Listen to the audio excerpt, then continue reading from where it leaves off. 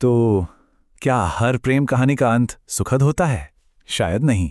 आज जो कहानी हम सुनने जा रहे हैं वो है निशा और आरव की।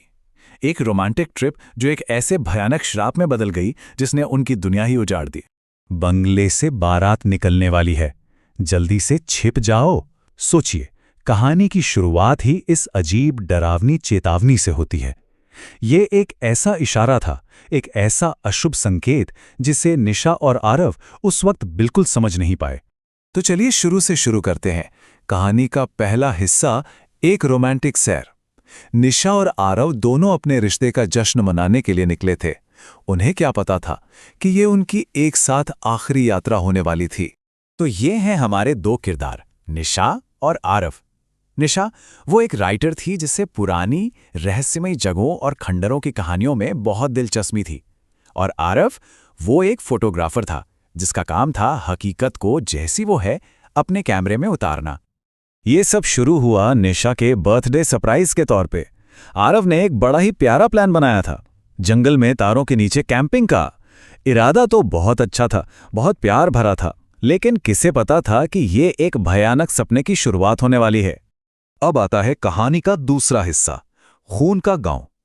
उनकी ये रोमांटिक ट्रिप उन्हें एक ऐसी जगह ले आई जिसका नाम ही अजीब था, रुधिरपुर।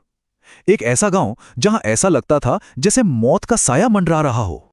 तो वे लोग रुधिरपुर नाम के इस गांव में पहुंचते हैं और वहां जो उन्होंने देखा वो बहुत अजीब था। सोचिए, शाम के सिर्फ 6 बजे थे और गांव में बिल्कुल मौत जैसा सन्नाटा पसरा हुआ था। हर घर का दरवाजा खून जैसे लाल रंग से रंगा हुआ। बाहर मशालें जल रही थीं और दरवाजों पर काले रंग से न जाने कौन से अजीब मंत्र लिखे हुए थे। हवा में ही एक अनजाना सा खौफ था। और बस तभी उनका पहली बार सामना होता है किसी ऐसी चीज से जो इस दुनिया की नहीं थी। आरव गांव की तस्वीरें खींच ही रहा था कि अचानक उसके कैमरे के ठीक सामने एक बूढ़ी औरत आ जाती है, लाल दुल्हन के जोड़े में। वो कुछ कहती है, एक चेतावनी देती है और पलक झपकते ही हवा में गायब हो जाती है। अब कहानी आगे बढ़ती है। तीसरा हिस्सा, वो अनदेखा दूल्हा। गांव का वो खौफ अब उनके पीछे पीछे उनके कैंपसाइट तक आ चुका था और इस बार उस अनदेखी ताकत की नज़र सीधे निशा पर थी। रात का समय था, कैंप फायर जल रहा था। माहौल थोड़ा डरावना तो था, तो उसे हल्का करने के लिए आरव ने अपना कैमरा उठाया। सोचा कि निशा की कुछ अच्छी तस्वीरें लेता है। एक बहुत ही प्यारा सा लम्हा था वो, पर यही लम्हा एक भयानक राज से पर्दा उठाने वाला था। जैसे ही आरव ने पहली तस्वीर खींची और कैमरे की स्क्रीन पर देखी, उसके तो होश ही उड़ गए। तस्वीर में निशा अकेली नहीं थी। उसके दिमाग में बस एक ही सवाल घूम रहा था, आखिर तस्वीरों में निशा के पीछे ये कौन है? उसने एक और तस्वीर खींची, फिर एक और। हर तस्वीर में सेहरा पहने एक दूल्हा निशा के ठीक पीछे खड़ा था। और डरावनी बात यह थी कि हर अगली तस्वीर में वो उसके और करीब आता जा रहा था। ये एक ऐसा खतरा था जिसे सिर्फ आरव अपने कैमरे में देख पा रहा था। आरव का डर उस वक्त और भी बढ़ गया जब रात में उसे फिर से वही अजीब मंत्र सुनाई देने लगे। और फिर जब उसने दूर गांव की तरफ देखा तो वो वीरान बंगला, जो अब तक बिल्कुल अंधेरे में डूबा था, अचानक रोशनी से जगमगा रहा था। ऐसा लग रहा था जैसे वहां कोई जश्न मनाया जा रहा हो। तो अगली शाम हिम्मत करके वो दोनों उस बंगले में जाने का फैसला करते हैं। जानना चाहते थे कि आखिर हो क्या रहा है, पर यह फैसला उनकी जिंदगी की सबसे बड़ी और आखिरी भूल साबित होने वाला था। बंगले के अंदर का नज़ारा तो और भी ज्यादा अजीब था। चारों तरफ चांदी की थालियों में शाही खाना परोसा हुआ था, लेकिन उसे खाने वाला कोई नहीं था। हवा में मरे हुए सड़े हुए फूलों की तेज गंध थी और एक ऐसा सन्नाटा जो कानों को चुभ रहा था। और अब हम पहुंचते हैं कहानी के सबसे खौफनाक हिस्से पर, भूत की शादी का अनुष्ठान। अब बंगले के अंदर वो सब कुछ होने वाला था जिसने इस जगह को हमेशा के लिए शापित कर दिया था। कुछ गड़बड़ महसूस होते ही वो बाहर भागने की कोशिश करते हैं, लेकिन बंगले के वो भारी भरकम दरवाजे एक जोरदार आवाज के साथ अपने आप बंद हो जाते हैं।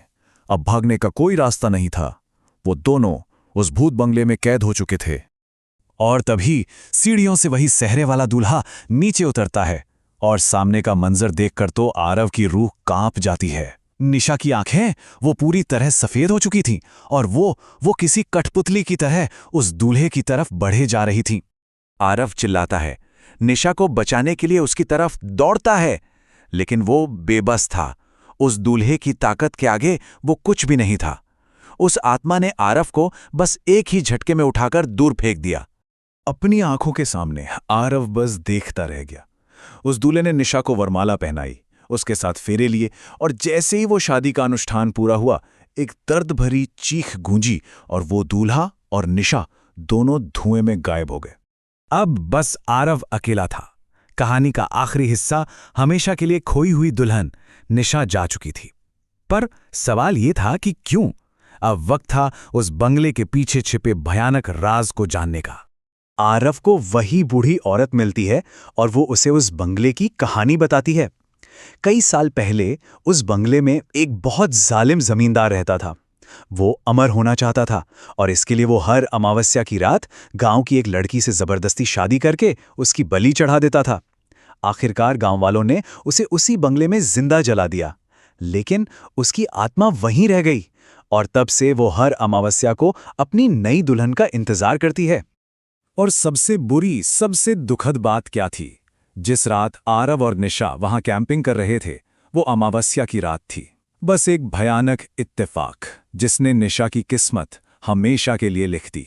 बूढ़ी औरत ने आखिर में जो कहा, वो आरव के लिए एक ऐसा सच था जिसे वो कभी नहीं भूल पाएगा। जो एक बार उस बंगले की दुल्हन बन गई, वो कभी वापस नहीं आती। निशा हमेशा के लिए उसी बंगले में कैद हो चुकी थी। आरव, वो तो पूरी तरह टूट चुका था। उसे बस यही लगता रहा कि उसी की वजह से निशा उस शैतान के हाथ लगी। तो कहानी तो यहाँ खत्म हो जाती है, पर एक सवाल पीछे छोड़ जाती है। क्या जमींदार की आत्मा को निशा के रूप में अपनी दुल्हन मिल गई, या फिर अगली अमावस्या को वो दरवाजा फिर खुलेगा किसी नई दुल्हन के इंतजार में?